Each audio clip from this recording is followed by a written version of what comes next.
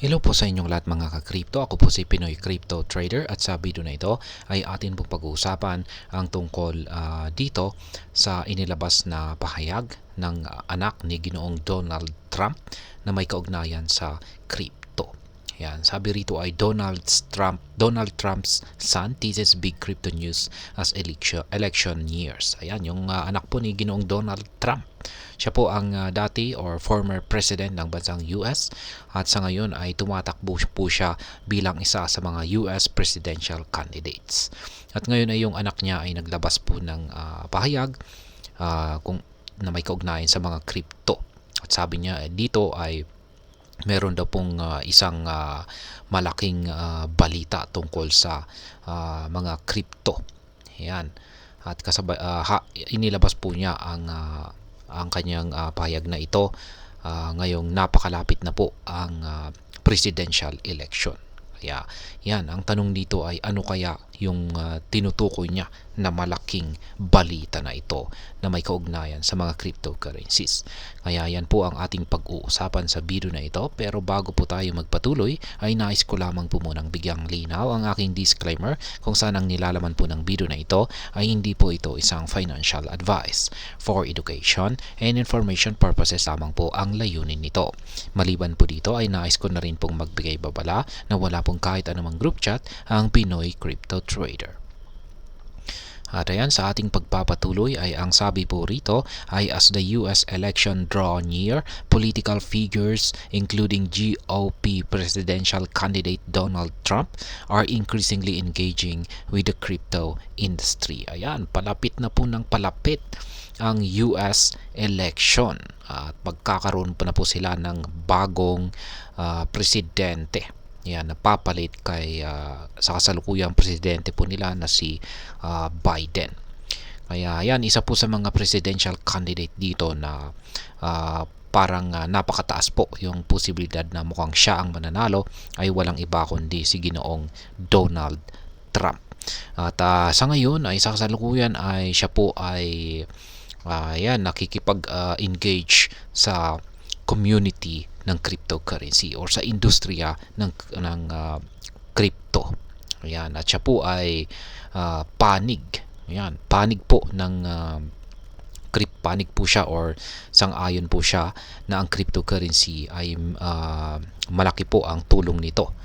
Ayan, meron itong malaking maitutulong sa pag-ahon ng ekonomiya ng bansang US. Kaya ayan, Eric Trump, son of former President Donald Trump, has hinted at a significant upcoming announcement related to the cryptocurrency and decentralized finance. He mentioned his newfound interest in the sector, generating considerable discussions despite the lack of specifics. Kaya ayan po, ang anak ni ng dating US President na si Donald Trump. Siya po ay walang iba kundi si Eric Trump. Yan, naglabas po siya ng hint or palatandaan na meron na pong isang malaking paparating na announcement na may kaugnayan sa mga cryptocurrency at DeFi or decentralized finance. Kaya ayan po yung actual na tweet ni Ginoong Eric Trump. I have truly fallen in love with crypto or DeFi. Stay tuned for a big announcement. Ayan, nagustuhan daw po niya ang crypto at saka ang DeFi. Kaya ayan, sabi, hindi naman po niya sinabi kung ano po talaga yung malaking balita na ito. Sabi niya ay abangan na lamang daw po natin.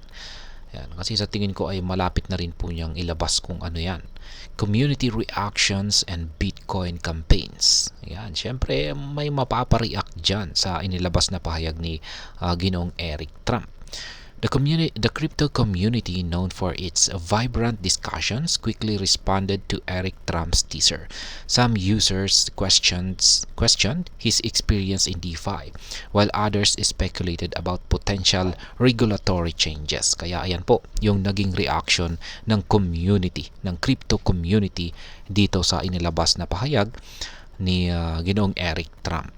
Ayan, may mga nagsasabi na yan, or napapatanong yan kung ano nga ba ang experience ni Ginoong Eric Trump pagdating sa DeFi.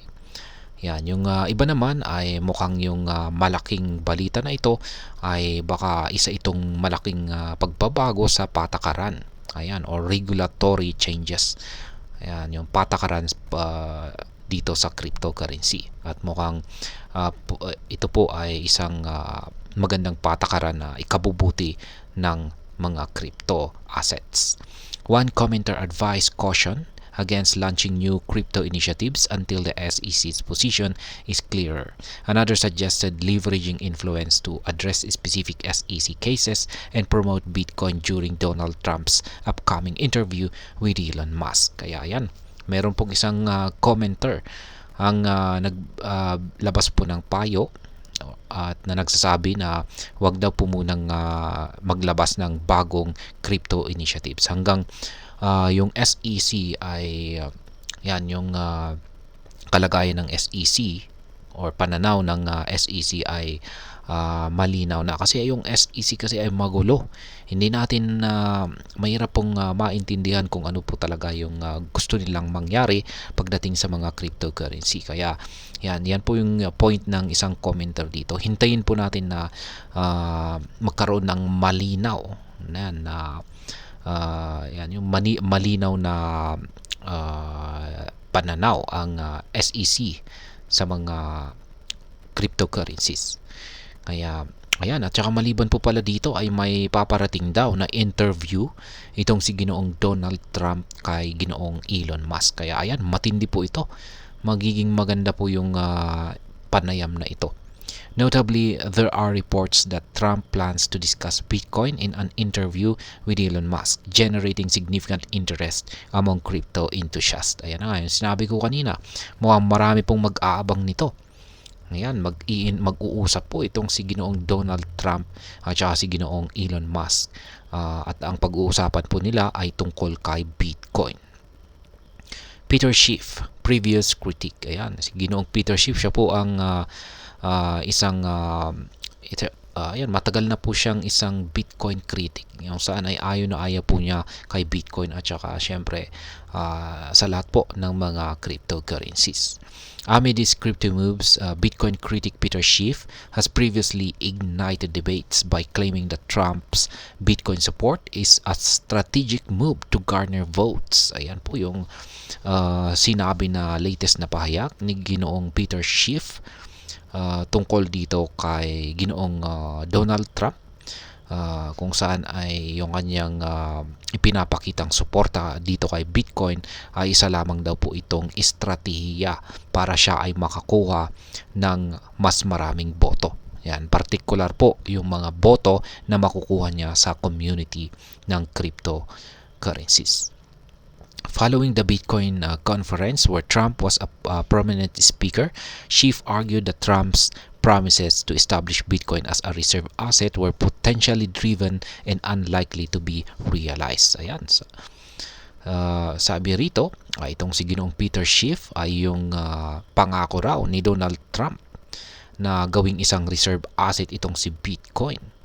Ay sabi niya ay hindi raw po ito mangyayari or hindi raw po ito magkakatotoo. Yan. Sa madaling salita ay ang parang gustong palabasin ni Ginoong Peter Schiff dito ay nagsisinungaling itong si Ginoong Donald Trump. Despite Schiff criticism, the concept of Bitcoin becoming a U.S. reserve asset has gained traction. Pro-Bitcoin Senator Cynthia Lummis has already introduced a bill to this effect. Ayan. Kahit na ganito po katindi yung paninira ni Ginoong Peter Schiff dito po sa ipinangako or isa sa mga plano ni Ginoong Donald Trump dito sa Bitcoin. Ayan, dito kay Bitcoin na gawin itong US reserve asset, ay marami pong mga tao ang nagustuhan ito. Kaya ayan. At sa katunayan ay isa pong pro-Bitcoin senator yan, na si Cynthia Lummis ay agad po siyang kumilos at nag-introduce na po siya ng bill para dito. Kaya ayan, ganyan po katindi ang itong si Donald Trump ngayon. Mukhang siya po talaga ang lamang sa lahat ng mga presidential candidates na mukhang siya nga ang mananalo. Ayan, pero syempre hindi pa rin po tayo pakakasiguro dyan kasi hindi natin alam kung ano ang pwedeng mangyari, lalong-lalo na kung pag may dayaan. Kaya ayan, sana nga ay walang dayaan dyan sa magaganap na eleksyon. Kaya para yung manalo ay yung deserve po talaga na manalo. Kaya ayan, hanggang dito na lamang po tayo sa video na ito mga ka-crypto. Sana po ay inyong nagustuhan ang aking paliwanag sa video na ito. Kung inyo po itong nagustuhan ay pakiclick lamang po ang like button nito. Para naman po sa mga bago lamang dito, kayo po ay aking inaanyayahan para mag-subscribe. Pakiclick na rin po ang bell icon nito dahil ito po ang siya magsisilbing notification nito sa mga bago kong videos na akin pong ina-upload sa aking YouTube channel na ito. Marami pong salamat sa panonood. Ingat po tayo lagi at God bless po sa ating lahat.